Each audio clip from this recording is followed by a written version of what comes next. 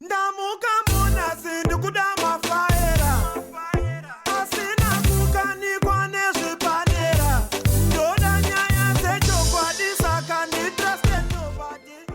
Mage one problem ona musoro bhangu manje munhu yenda anoziya constitution Anoziya shepe musoro kudai soka usafunga kuti kusei constitution apana zvamusoro bhangu nezvaka chiproject chatsvaga mari chete skirira utsvaga mari chete kupi munhu wevanandida sakati zvoni it's a persona mangwana it's not a persona it can be sued it can be sued zvinenge zvichimusuta panguva iyoyo ndozvaanomhaya nazvo saka I don't know kuti is it confusion kana kuti kwakuvharana handikuziya imimi ndimi musingaziye constitution yenyu I know my constitution unoiziva kuti ndinoiziva in and out saka problem yako iri pakuti chii kutaura nyaya amendment bill number 2 ndonyaya ndiri kutaura handiti ndikuti ndikutaura kuti ndomukana watapiwa manje opportunity yekuti tichiisa maconcerns edu muamendment bill number 2 because pama27 clauses ese zvawo ari mubill hapana kana 1 iri kumenshena kana kupawo assurance yekuti women or youth with disabilities vanenge vachionekawo vari kupiwawo nguva handikanzi pane 60 masitsi ekuparliament yaye wadha vachati 66 kana tachati 50-50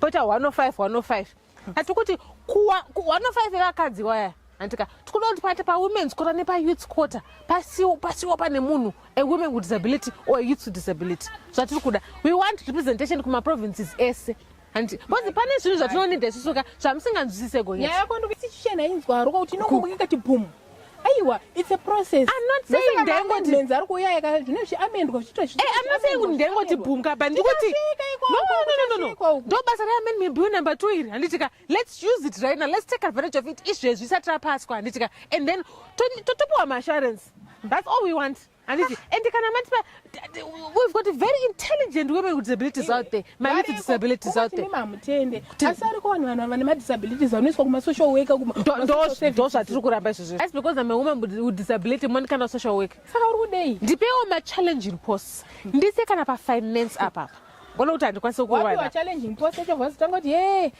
building haizi suitable for us toilet haina kudesignwa are those not viable points?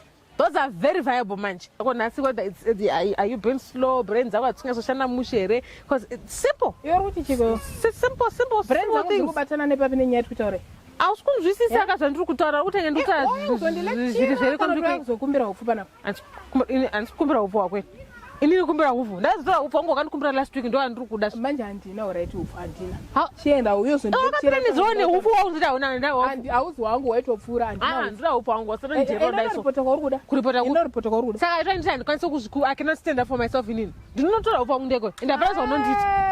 In fact, ndakunotora upfu wangu and after today andidi kunomba kwangu satsike gumba rakumba kwangu. Andika I'm done with you. I cannot be seen associating none and a backward mentality nenge yako. People who can't think such ninkampupa panapa undazoti nonsense anditi maranza aya andikukupa abani chaunza kuti landlord wako andisikuda nemari yako andisikuda